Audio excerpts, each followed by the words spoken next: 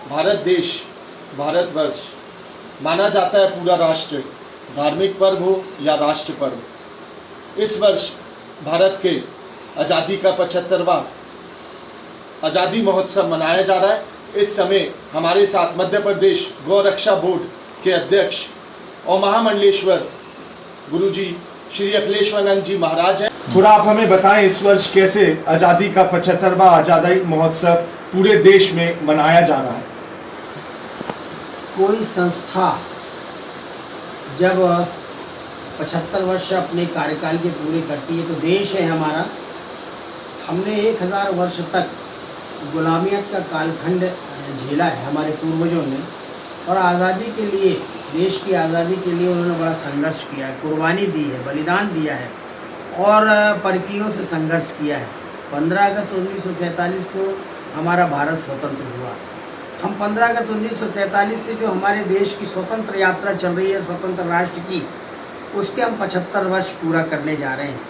और हमारे राष्ट्र का जब स्वतंत्र भारत का 75वां वर्ष पूरा हो रहा है तो 75वां वर्ष जो है वो एक महोत्सव के रूप में होता है।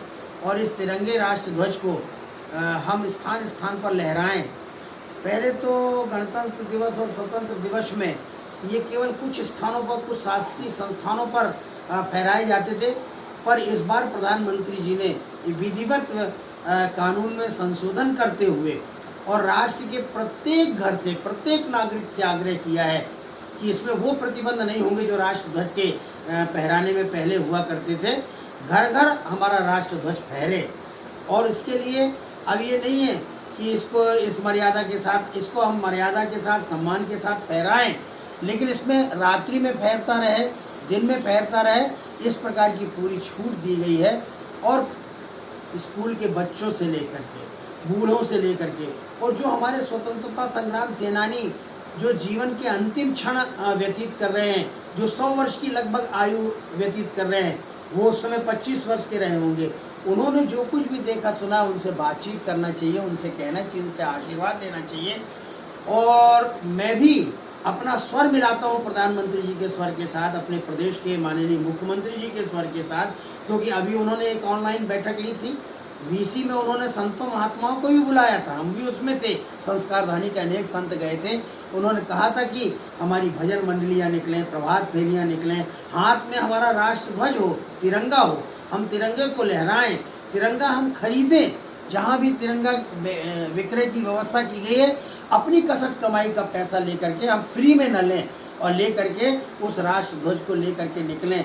बड़े बड़े झुंड बना के निकले और दुनिया को संदेश दिया कि भारत अपने आज़ादी का ये जो 75वां महोत्सव मना रहा है। कई संस्थाएं स्वतंत्र भारत में स्थापित थी, जिनको चलते चलते और सफलता की, जिन्होंने 75 वर्ष पूरे किए हैं, उन संस्थाओं ने भी अपना 75वां वर्ष, जैसे जबलपुर का मैं उदाहरण दूँ तो यहाँ का इंजीनियरिंग कॉलेज, उसने भी अपने आज़ादी का 75वां वर्ष मनाया। और इस समय जो पीढ़ी वहाँ अध्ययन कर रही है, उनके बीच में उन सारी बातों को, जो राष्ट्रीय प्रवाह हमारा होता है, जो हमारे मानबिंदु होते हैं, जो हमारे स्वाभिमान के चिन्ह होते हैं या बातें होती हैं, उनको उन बच्चों के बीच में हम लोगों ने रखी है।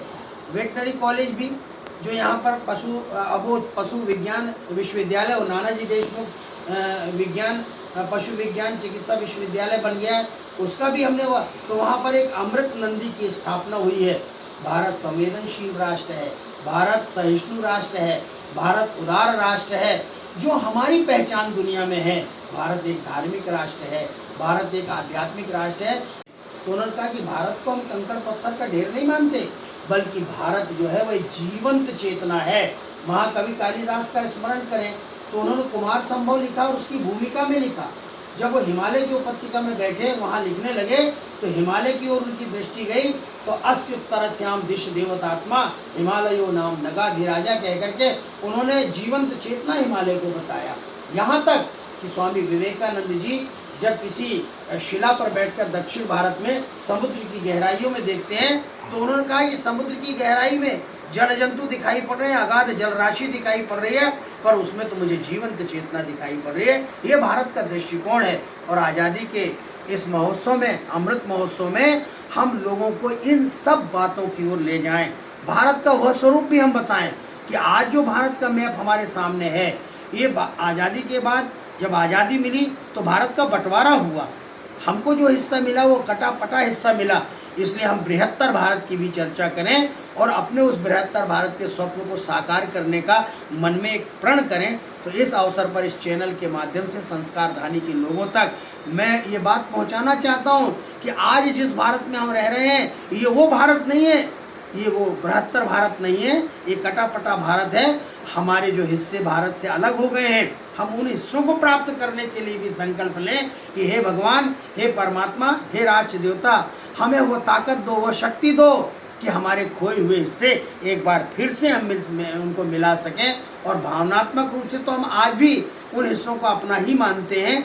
इसलिए वसुधैव कुटुंबकम सामाजिक समरसता पर विश्वास रखती है। हमारी भारतीय संस्कृति का मूल स्वर सामाजिक समरसता है। इस प्रवाह को भी हम लोगों तक पहुंचाने का, जन जन तक पहुंचाने का प्रयास करें। मैं आज़ादी के इस 75वें महोत्सव पर संस्कारधानी के इस चैनल को जहाँ तक लोग पसंद कर रहे हैं, जहाँ तक लोग इसको देख रहे हैं, मैं उन सब के प्रति मंगल कामना करता हूँ, शुभकामना करता हूँ। और सर्वे की सुखिनः सन्तु, सर्वे सन्तु निरामयाः, सर्वे भद्राणि पश्यन्तु, माँ कश्चित् दुःख भाग होए, ऐसी भावना अभिव्यक्त करते हुए इस चैनल को शुभाषित करता हूँ।